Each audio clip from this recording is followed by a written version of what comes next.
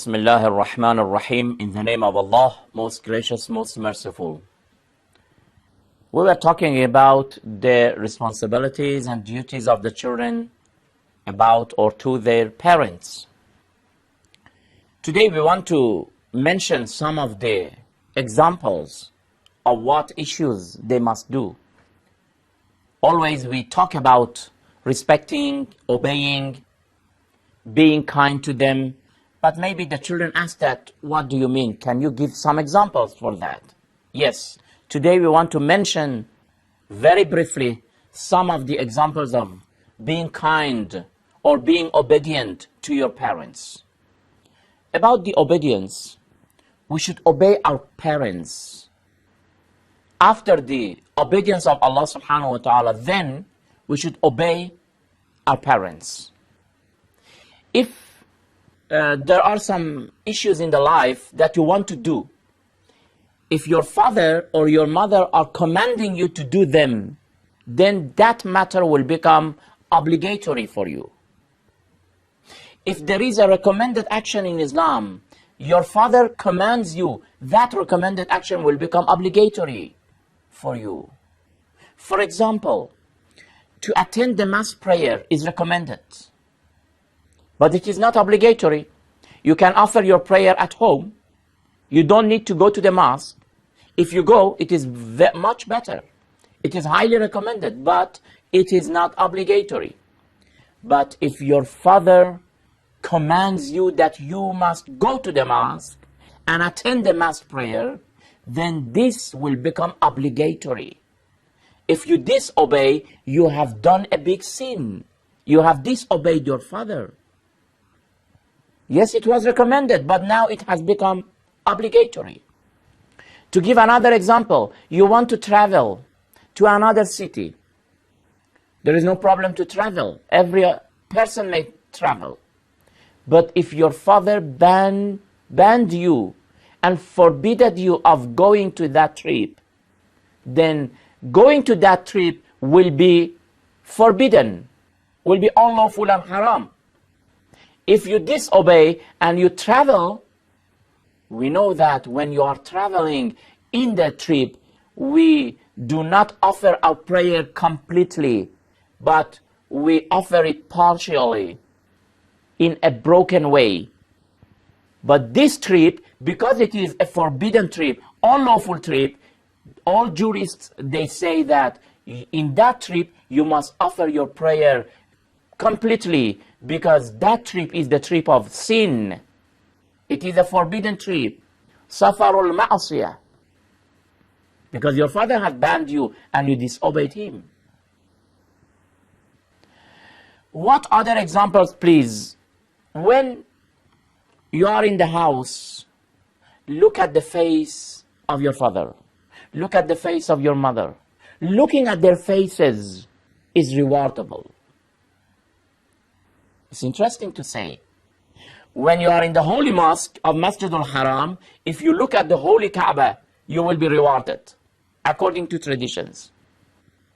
So, as looking at the holy Kaaba is rewardable and you will be rewarded, looking at the faces of your parents, you will be rewarded. It has a big reward, especially if you look at them out of compassion and affection.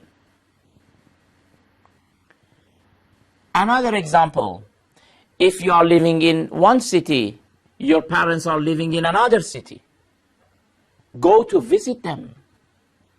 Go to visit them.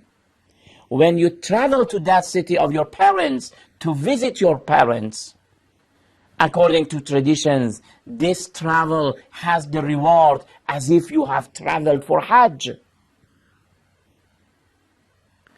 Brothers and sisters of Islam, you are aware of the big reward of going to Hajj. How much it is good, and Allah subhanahu wa ta'ala will reward us. According to traditions, if you go to visit your parents, you will be rewarded the same of the person who is going for Hajj. Another example, sometimes really when we study the teachings of Islam, it is surprising that what a deep religion do we have. What a comprehensive religion we have that has paid attention to all aspects of the matter. For example, we are told in traditions that when you are going with your parents somewhere and you are walking, don't walk ahead of them. It is not politely. Don't walk ahead of them. Let your parents to go ahead, then you follow them. This shows that you are respecting them. But in the day, not at night. At night, it is better that you go ahead of them. Why? Because at night, especially in those days, when there was not so much light on the streets, they could not see people when they were walking at night. It was very dark. The children are commanded to walk ahead of their father.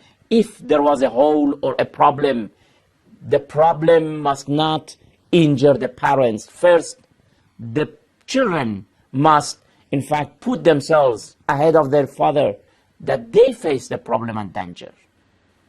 So walking during the day, after or behind your parents, but in the night, in front of them.